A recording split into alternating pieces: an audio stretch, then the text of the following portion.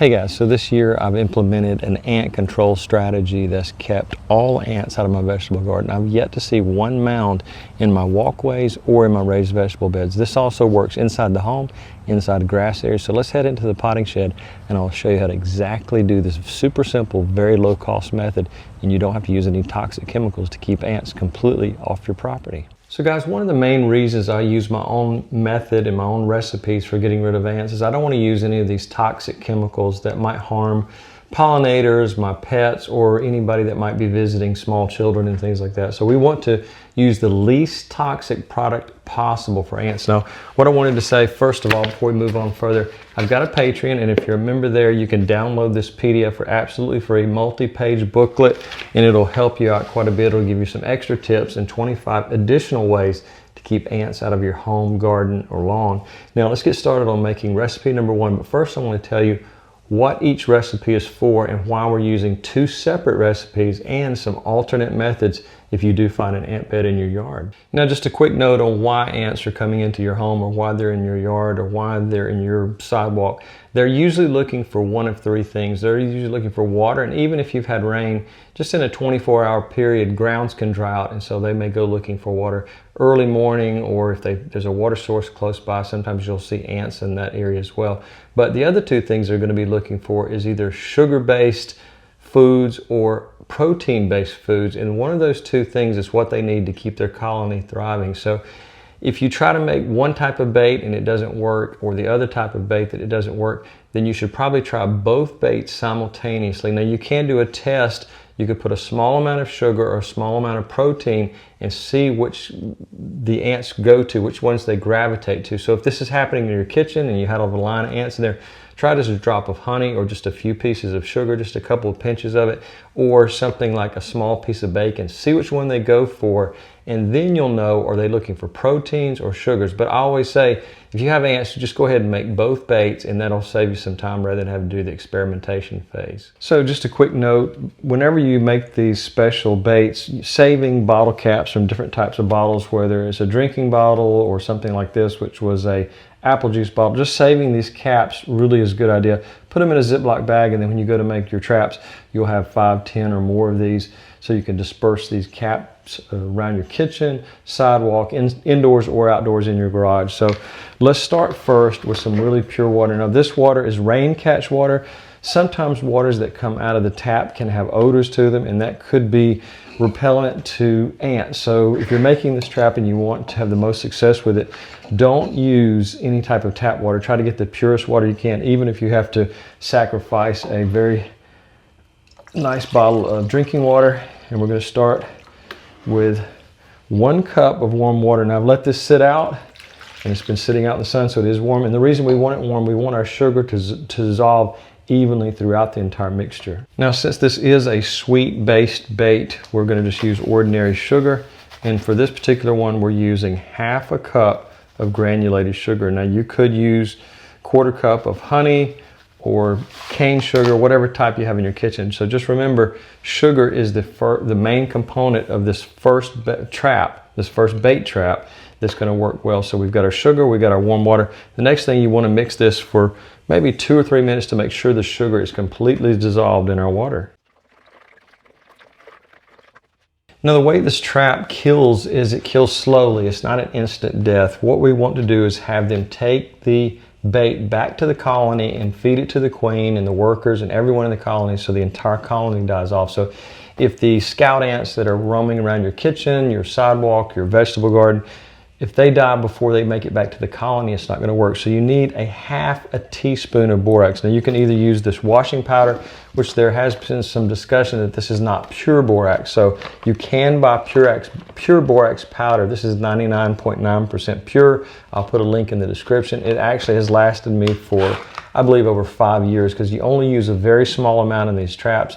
I've also made traps using this for bees that are in your garden, like wasps, hornets, and things like that, and it's safe for honeybees. Take a look at this video right here, and it'll explain a little bit of how to make a bee trap, not for honeybees, but wasps, hornets, and things like that. They're going to be stingers. So again, we're only using either one 1/2 teaspoon of the borax powder. Now again, we want to make sure that this is mixed very well Got a little bit too much there. We only want half of that teaspoon. I'm going to add it to our still lukewarm water, and I'm just going to stir that and mix it. Now, as I said earlier, you can use bottle caps and place that wherever you're seeing ants.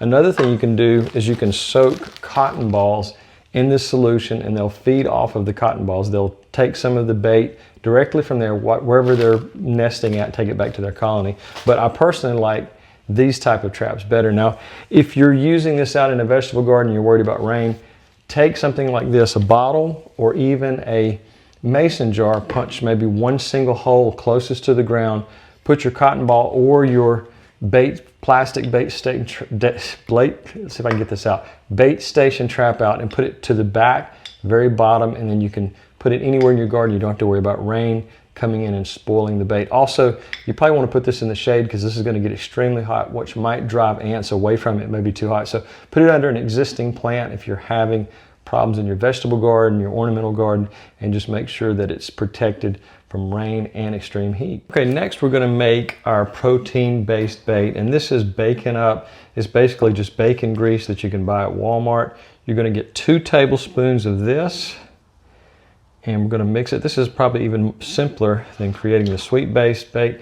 Then you're going to get a measuring spoon, 1/8 of a teaspoon of our borax powder. Remember, more is not better. If you put too much, it may drive the ants away and they may sense there's something off there. So you just want to make sure that we're using a very small amount. That's why I'm trying to get an exact measurement. There we go, 1/8 of a teaspoon. Next, you're going to take your mixing spoon, fork, whatever you got, and just do a 30-second to 1-minute mix. We want it well mixed because, again, they're going to take this grease back to the colony and kill off all the workers and the queen, and that way the entire colony collapses. So just remember that you can use this again in the bottle caps. You could use it inside of your mason jar, something like this. It's a lot easier just to put it in the back of your mason jar and tip it over. Again, remember the hole needs to be drilled closest to the ground so the ants can get in there and find it much easier. So we're just going to mix for a few more minutes. And this is our protein-based bait that's going to take care of any ants indoors, outdoors, or in your garage, on sidewalks, anything like that. Now, I almost forgot to mention, there's another way, not just smearing it inside the bottle, but you can put it again on the cotton swabs, or you can even take a kitchen sponge and just smear it on that, cut this into smaller pieces, and put it in your kitchen, anywhere you're seeing the ants. In the outdoors in my garden, I always use these mason jars because I can rinse them out and reuse them. But if you have a very small problem, just use something like this that's disposable, and you can just take care of your ants that way. But I always have an entire pack or a stock of these mason jars around the garage and the house and even my greenhouse because I'm always finding a positive use for them. So that's it. This is our protein-based bait, and we've talked about our sugar bait. Now we're going to move on to getting rid of ants with zero cost involved in doing it. So this next method is one of the cheapest and easiest to do to get rid of an ant mound. Is you take some boiling water, put it in a thermos like this, and then walk out to the garden. Pop the top off and pour it right center in the dead center of the ant bed. It'll work its way down into the nest, and it will kill many, many of them. And if it gets down to the queen, it will kill the queen again. Sometimes just the steam alone will be enough. So if it's extremely hot water, you can do that. Remember, be extremely careful about pouring this around other plants. If this gets onto the root system of a nearby or adjacent plant, it will kill it as well. So the freest way you can use getting rid of ants is just take some boiling water out to the garden. If you put it in a thermos like this, make sure you unstop it there so the pressure doesn't build up. You don't have a sudden steam burst when you open it up. So something like a thermos, poured in hot water directly down the center of the nest, you'll knock out the ant beds in just a matter of minutes once it gets down to the bottom of the nest. And also you want to go back and check it in a few days. If there's still activity, pour a second amount, maybe a little bit larger amount the second time. Now this next method is called overheating the nest, and you don't have to do anything but have these two items. Any type of plastic bottle, mason jar, or these right here. I use these in the springtime to protect seedlings from cool weather. There's a little opening thing here on the top that allows hot air to escape. You close that, you set this directly on top of the mound, and the mound overheats, the ants will move out of that area. You may have to do it 2 or 3 times to get them completely out of your yard, but these are so inexpensive. They're literally pennies, and they're pretty thin plastic too, so I'll put a link in the description if you want to order some of those. But you can use them year after year, just put them on the nest, and basically your investment is probably less than 50 cents, maybe 75 cents to get rid of all the ants in your yard. So once they realize that there's not a hospitable place in your lawn, in your garden, around your home. These little babies do the trick. You can do the same thing with a mason jar. Just put it right on top of the nest, even if the outer area of the nest is still there and it's not completely covered. This will heat up the air inside here, get down inside of the colony and do the same thing there. And again, you can use any size bottle or jar. Just make sure it has a wide enough opening so that it gets the substantial, at least 3 inches or more on the top of the mound to help kill off the entire colony. So this diatomaceous earth I've been using for years off and on, and if I don't use the first few methods, I'll go on to this one. Now this one does cost you. You have to purchase it by the bag in your local garden center, but diatomaceous earth is completely natural. It's from a microscopic or very small shell life in the ocean. It's dug out of the ground. It's an extremely dry powder, and when the ants crawl across it, it reacts with their bodies and it kills them. So this works really good by dehydrating the ants or any other unwanted insects. Of course, you are having to reapply this after a heavy rain unless it dries out very quickly. So just a moderate rain will cause you to have to reapply this. So this is another method you can do around borders, entry points around your home. You could put it on windowsills if the windowsill doesn't get rained on, and it'll last a lot longer. A lot of windowsills are protected from the rain. So if you don't have a blowing rain, this literally could last weeks or months, and it could keep ants from entering your home along with other insects as well. So I'll put a link in the description to the bag of this as well. So this next recipe is for a repellent you can spray on your windowsills, around your dryer vent, any possible entry point across your garage doors, the base of entry doors. So you're going to start with 2 cups of water, and I'm going to put it into this container right here because I'm going to use it more than once, but I always tend to use something like this because I can do a pin string and hit windows and door sills and things like that where there's any possible entry point for ants. So 2 cups of water, and then some lemon essential oil. Now I've got a kit that I purchased that had, I think it was 25 or 30 oils in there. I'll put a link in the description, but you only need a few drops of this. I'm going to say about 10 drops of this lemon essential oil. Put that in there, and boy, that is a powerful smell, and it will drive the insects away. Next, again, you want about 15 drops of peppermint oil. Again, this is extremely strong and would drive most insects away, maybe even rodents if they come into the area and they're trying to get into your house. So you have 2 very powerful smells there. Next, I'm going to get some Castile soap and add 1 tablespoon of Castile soap, and then add it to my sprayer, and then adjust this not to a misty type of stream, but we want it to be a pin stream where it's hitting all the way around the perimeter of the windows. Even the best made windows can have tiny little cracks and crevices that allow the ants to find their way in there, especially if it's a ground floor kitchen. That almost always happens right there at the window. Now, I almost always get asked, what is Castile soap? It is an all natural soap. It's completely safe. You could use a normal dish soap, but I think this is better. I just think it's safer, especially if you have pets and you don't want them getting into any kind of industrial grade soap, which probably wouldn't do any much real damage, but still, this is the safest soap I know of to use.